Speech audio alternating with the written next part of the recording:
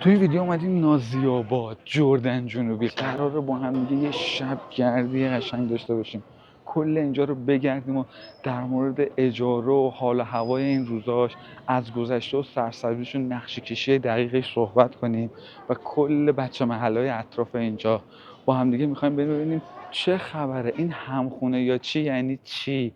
با من همراه باشید، بریم ببینیم چی پیش میاد و چی میبینیم. خسته نباشید. آبلیمو کیلو چند؟ درود و فراوان خدمت شما عزیزان دل. بله، همونطوری که از اسم پیداست، جردن جنوبی همون نازی‌آباد دیگه، گل سرسبد جنوب شهر. اول قبل از هر چیزی یه سلامی کنیم به بچهای جوادیه، راهن، خزانه، یاخچی آباد و یه لحظه اینجا نزدیک ماشین بهم بزنه، برای همین خودم هنگ کردم. حالا برگردیم بریم داخل خود محله. چرا اومدیم اینجا؟ خیلی از دوستان تقاضا داده بودن. اینجا یکی از مناطق جنوب شهریه که از هر نظر که شما تصورشو کنید، حال و هوا رویتش فرق میکنه. اینجا خیابون بازار دومه توی نازی‌آباد و جزء بازارهای راسته بازارهاییه که پر از دستفروش و مغازه است. البته همین دستفروشا باعث شدن که اینجا کلی رونق بگیره دیگه. یه جای مسقف هم شدن دیگه، به چند وقت اینجا بارندگی بود دیگه، بارونای بهاری حسابی اذیتشون کرده.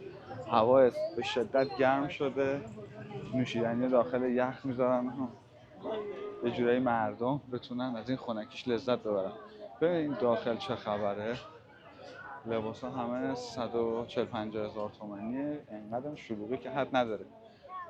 اجاره مغازه توی راسته بازار دوم جز گرون ترینا به حساب میاد. ببینید یه مغازه 10 متری اینجا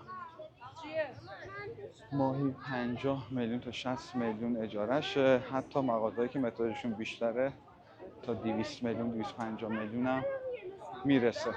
برای همین دیگه حالا حساب بکنید دستفروشی که میاد اینجا بدون اجاره اون مغازه فروش داره چه سودی میتونه ببره. البته این دستفروشا هم باید یه باجایی بدن دیگه، اینقدر ساده نیست. حالا ما امروز قرار نیست فقط تو راسته بازار بچرخیم، ما قراره بریم تو خیابون مشهدی یا همون پارس در قدیم، جز جاییه که باز تو محله نازی‌آباد جز خیابونای قدیمی به حساب میاد و خیلیاتون درخواست کردید. خیلی اطراف اینجا مغازه است، داخل محله هم حتما بهتون نشون میدم.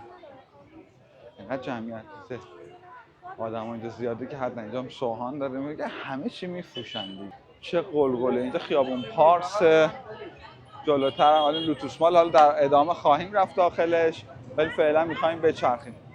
اینجا هم که فلافل داره میفروشه، چه فلافلی بوش آدم خفه میکنه. یه چیزی بهتون بگم، یکی از عزیزان اینجا خواسته بود کوی پلیس رو بریم. کوی پلیس جلوتر جز خونه‌های سازمانی فکر میکنم به حساب بیاد، شاید هم اشتباه میکنم، یه تعداد خونه سازمانی اینجا بوده.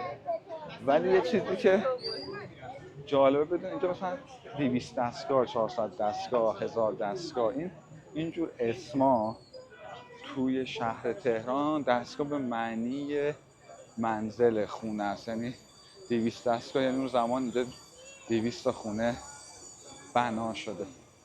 انقدر شلوغه من دارم آهسته و پیوسته حرکت میکنم. تا دیگه اینقدر بلند صحبت میکنم نظر همه رو هم جلب میکنم. ببین این ترافیک انسانی بد چی؟ خب تونستم یه ذره از اون جمعیت رو عبور کنم، در فضای بیشتری رو ببینیم.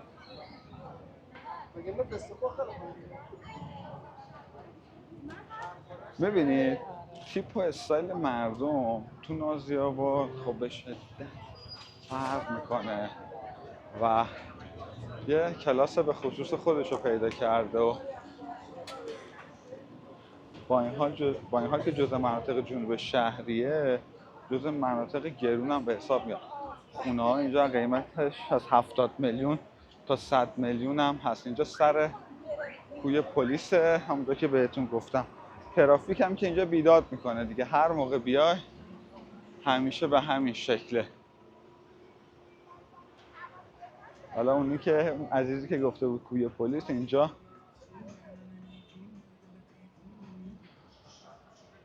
حالا نون لواشه، یه دونه قهوه خونه سنتیشه اینجا هم که ورودی شد دیگه. حالا من داخل نمیتونم برم. کوی کات شده یا همون پلیس سابق. برگشتیم دوباره توی خیابون پارس.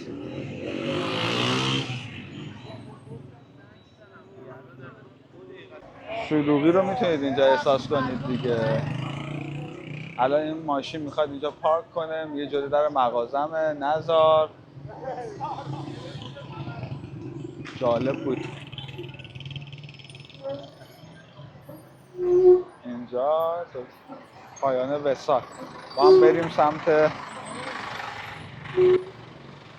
لوتوس مال. در ادامه حتما وارد محله میشیم. من چندی بار تاکید کردم چون دوست دارم که عزیزانی که دوست دارن داخل خود محله نازی آباد رو ببینم، اینجا رو هم حتما مشاهده کنم.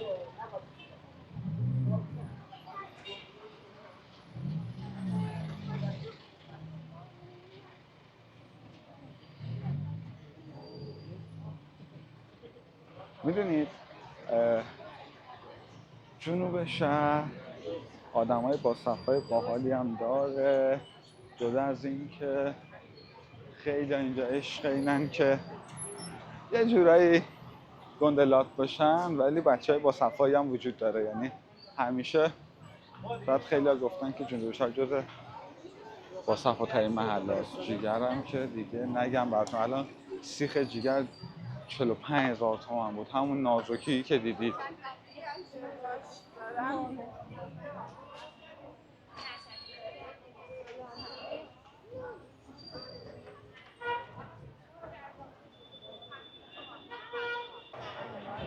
خب با هم بریم داخل لوتوس مال، یه نیم نگاهی بهش بندازیم. یه جز مالای جدید و خوب تهران به حساب میاد. چاقال بادوم، لواشک. فشارمون افتاد. اینجا رو فکر کنم دارم بازسازی میکنم و یه دکور جدید بذارم. خب اومدیم داخل لوتوس مال. اینجا هم جزء مالاییه که چون اوایلشه یه ذره قیمت‌های اجاره مغازه اینجا به تناسب بازار دوم خیلی ارزان تره، ولی مطمئناً به مرور زمان افزایش قیمت هم دارن. لباسا رو که من دارم میبینم تو ویترین 600 700 800 بستگی داره حالا چجوریش. اکثرا جنساشون معمولی رو به خوبه. کیفیت‌های خیلی خاص اینجا وجود نداره یا برندهای خاص وجود نداره و بیشتر چیزی که مردم واقعا بتونن خرید کنن. به نسبت جمعیتی که بیرون تو بازار دوم هست، اینجا به مراتب کمتره. همه چی داره دیگه، از قسمت شهربازی بگیر تا کافه و سینما و مثل همه مالای دیگه اینجا زیبایی‌های خودشو داره. اون پایین مزون لباس عروس فکر کنم. یه چیزی اینجا نظرمو جلب کرد، اونم این مزون عروس بود. الان واقعا کی میتونه ازدواج کنه با این خرجای گرون؟ هر چیزی که دست بذاری روش واقعا سخته واسه جوونی که هیچی نداره. یادتون اول ویدیو گفتم همخونه، کسایی که دنبال همخونه میگردن. آگهی جالبیه. قبلا همشون تو شمال شهر بود که دنبال همخونه میگشتن، الان رسیده به جنوب شهر، حتی نازی آباد. با هم دیگه بعدش حتما داخل محله هم میشیم، یه نیم نگاهی میدادیم، بیشتر بهتون توضیح میدم. برگردیم بریم دوباره سمت بازار دوم. میدونید بیشتر این یه شبگردی بود واسه اون عزیزانی که دلشون تنگ شده بود برای محلهشون. خیلی محلهایی که اسم بردم اول ویدیو که اطراف نازی آباد بودن همیشه پاتوقشون اینجا بود. سالم ترین غذا سیب زمینی، تخم مرغ، از همه غذاهایی که بیرون میشه خورد سالم تره، اونم مخصوصا اگه تنوریش باشه.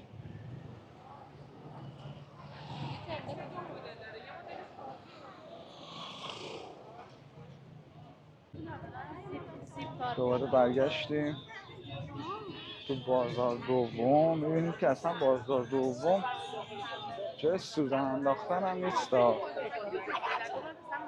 گوجه سبز یادتونه من تو شاداباد 1 کیلوش 150 تومن، اینجا نیم کیلوش 50 تومن، یعنی 2 برابر بیشتر.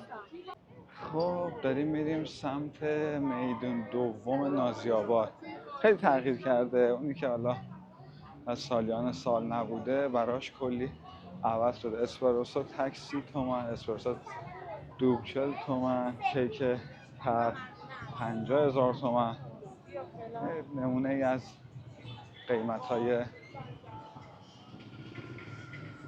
کافه ای بود. این خیابونه، حالا اسمش هم دقیقا نمیدونم، پر از مغازهای ماهی فروشی و آبگوره و آب لیمو. یه کم کم داره فصلش هم میاد دیگه، آبگوره آب لیمو تازه. بوی ماهیش به شدت زیاده. قیمت هاشون هم که ننوشتن.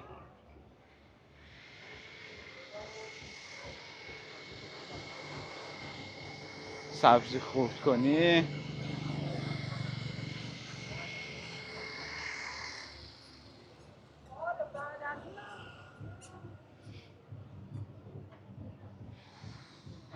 خسته نباشه. آب لیمو کیلو چند؟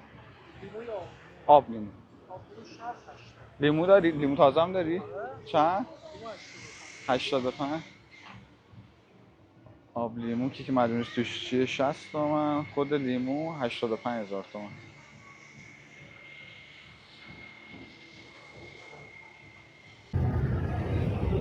بله داریم میریم سمت میدون دوم. بلال کبابیا رو نه 40 تومن، 50 تومن، 30 تومن، بستگی به سایزش داره. این مردم چه استقبالی میکنن. یه الان جنس هایی که تو هلوش 40 50 تومن میچرخه جزء اون خریداییه که قبلا 5,000 تومانی بود، 10,000 تومانی بود.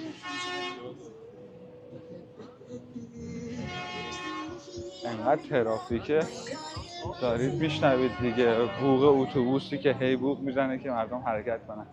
اینجا یه شیرینی فروشیه که فکر میکنم خیلی قدیمیه تو سر میدون دوم. کیک یزدی، پیراشکی، شکری، شیرینی زبون. اینا رو که میبینم واقعا دیوانه میشم. اینجا دقیقا میدون دوم نازی آباده که کلی تغییر کرده. از این چراغاش خاموشه ورنه یه زیبایی بصری خوبی میداد به اینجا. خیلی از اهالی نازی آباد اینجا تو تابستونا میان یه جورایی حال هواشون رو عوض میکنن. یه خنکی خاصی داره. با هم دیگه داریم قشنگ نگاه میکنیم. زمین بازی داره و فکر میکنم نمیدونم چرا تغییر کرده ولی مسلما مثل قدیمش نیست دیگه. نوبتی هم باشه باید ببرمتون داخل محله و در مورد خونه و حال و هوا و اون چیزایی که تو اول ویدیو بهتون گفتم با هم دیگه بیشتر صحبت کنیم. میبینید هر چی که از چیز دورتر میشیم از مرکز بازار دوم مغازه ها خلوت‌تر میشه. یادمه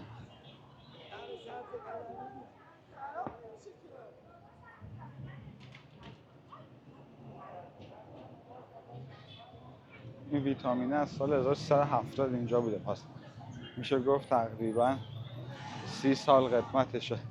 ببین چقدر پیاده روی خوبی داره این سمت، ولی خب مردم بیشتر از اون ور استقبال میکنن و این فضای به این خوبی و پیاده رو به این پهنی و زیاد نمیبینن. میگم نازی آباد جزو محله‌های خیلی سرسبزم به حساب میاد.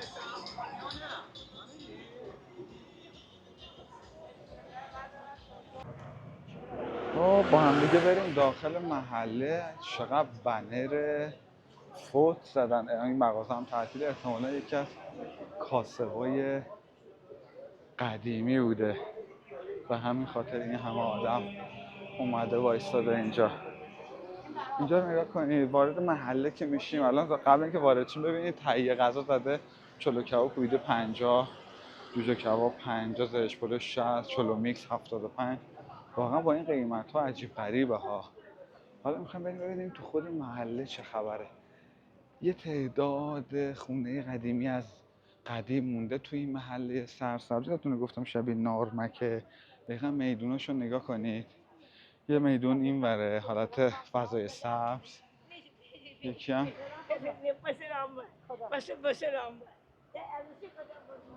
یه دونه این وره. ببینید خونه‌های قدیمی هنوز اینجا وجود داره، ولی خب کم کم همشون دارن جاشونو میدن به این آپارتمان‌های چند طبقه.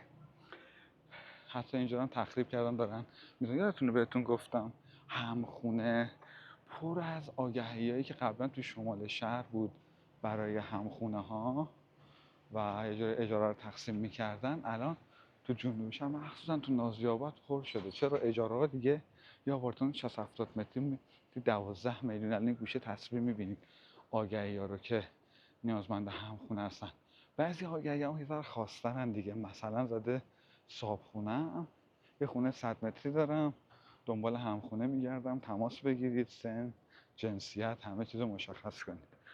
اینجاست که یه ذره سوال برانگیز میشه که خب این همخونه ها به چه شکل؟ آیا همون ازدواج سفیده؟ فکر نمی کنم اونجوری باشه. خیلی خب بخوان ازدواج کنن یا نکنن با هم دیگه خونه‌شون رو میگیرن، ولی این مدل آگهی‌ها هیچ چارچوب مشخصی نداره از دید من. ولی خب میگم یه تعدادشون هم واقعا انقدر اجاره زیاد شده مجبورن که شریک خونه رو بگیرن و یه جورایی دنگیش کنن تا پسش بر بیان. این خونه قدیمی رو میبینی بازسازی کرده و نماشو انداخته. خیلی اینجا تو روز خب یه جلوه دیگه داره، ولی خب بنده شب رسیدم تو این محله و همین خاطر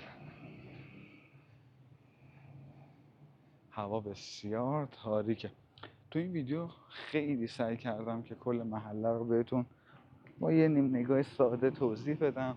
واقعا محله باحالیه نازی‌آباد جنوب، یا نازی‌آباد جنوب واقعا محله جالبیه. نازی‌آباد جز محله‌های خیلی خوب جنوب شهر به حساب میاد و کلی از آدما ممکنه اینجا خاطره داشته باشن. امیدوارم از این ویدیو لذت برده باشید. تا ویدیو بعدی پر انرژی. بدرود.